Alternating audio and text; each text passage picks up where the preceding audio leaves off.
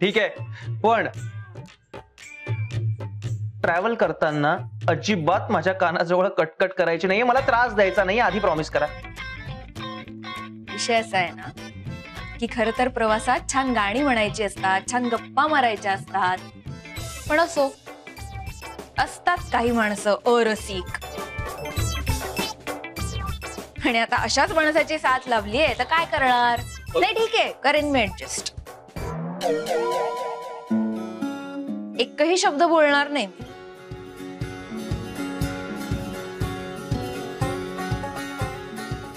चला बरं वैदेही, काळजी घे हा तुझी. एकटी असणार आहेस ना घरी.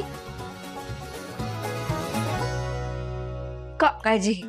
येते मी जाऊन. हा चला. येताना जरा माझी एक बॅग आणा. चला बाय. मी उगाच मगाशी राजला साथ दिली हिची मस्करी करण्यात. घरात एकटी राहणार म्हणून चिडवलं, पण आता मलाच एकटं राहावं लागेल.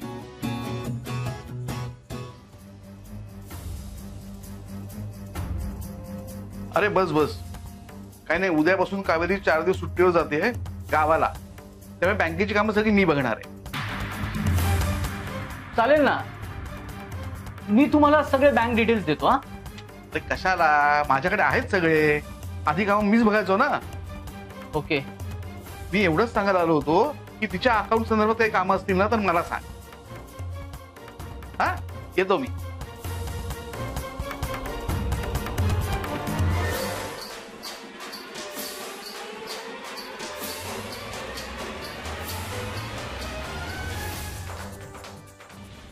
हॅलो. हॅलो सर, एक मोठा प्रॉब्लेम झालाय. काय झालं? कावेरी 4 दिवसासाठी गावी चालली आहे सर, आणि उद्यापासून बच्चू मामा सगळे अकाउंटचं बघणार आहेत. मग असू दे की, काय प्रॉब्लेम काय?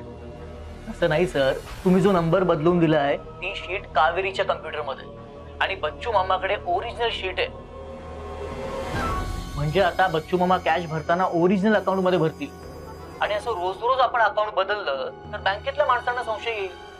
अरे देवा, मग आता काय, बँकवाल्याने संशय आला तर कावेरीने ज्या अकाउंट मध्ये आज पैसे भरले त्याची तपासणी होईल, आणि बिंग फुटेल आपलं.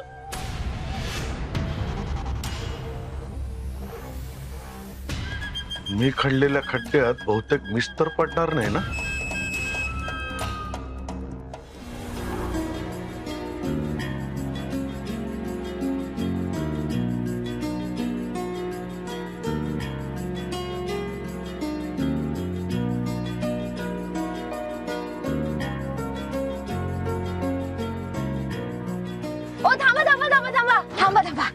काय झालं आता? अहो मागे मला ते मावशी बसलेल्या दिसल्या ना, त्यांच्याकडे पेवग्याची भाजी आहे. कसली भाजी? पेवग्याची. अहो आपल्या शहरात मी किती शोधली पण मला कुठेच मिळाली नाही. मला खूप आवडते पेवग्याची भाजी. थांबा, मी पटकन जाऊन घेऊन येते. थांबा, अजिबात दरवाजा उघडायचा नाही, अजिबात. का एवढं ओरडायला काय झालं? ओरडू नको नाही तर काय करू. मुंबईहून निघाल्यापासून दर 10 मिनिटांनी गाडी थांबवताय तुम्ही. थांबा, ते झाड बघा कसं आहे. थांबा, तो पक्षी बघा कसा आहे. थांबा, मागे काकी बसल्यात, त्यांच्याकडे छान काहीतरी खायला मिळतंय. अहो आपण गुहागरला चाललोय, पिकनिकला नाही चाललोय. काम आहे माझं, काम. हो, हळू एवढे ओरडून कशाला बोलताय? आणि प्रवास असाच करायचा असतो, छान निसर्ग बघत. मी लहानपणापासून बसने प्रवास करत आले. सतत वाटायचं बस थांबवावी. एखादं असं झाड दिसलं ना छानसं तर त्या झाडाखाली जाऊन बसावं. एखादी नदी दिसली तर त्या नदीच्या पाण्यात पाय बुडवून बसावं थोडा वेळ. आज मी पहिल्यांदा गाडीने प्रवास करते ना, मग मी गाडी थांबवणारच ना. आपण जर असंच करत राहिलो ना काकू, तर आपल्याला गुहागरला पोचायला किमान 3 दिवस लागतील. 3 दिवस. त्यात तुम्ही मला गाडीही थांबवू देत नाहीये, ते आधीच दरवाजा उघडताय. ते काही नाही, यापुढे आता गाडीत अजिबात बडबड करायची नाही. हा, शांत बसायचं. तुम्ही तसं मला मुंबईहून निघताना प्रॉमिस केला होता की अजिबात बडबड करणार नाही म्हणून. नाही, मी बडबड करणार. मी गाडी थांबवायला लावणार आणि मी दार पण उघडणार.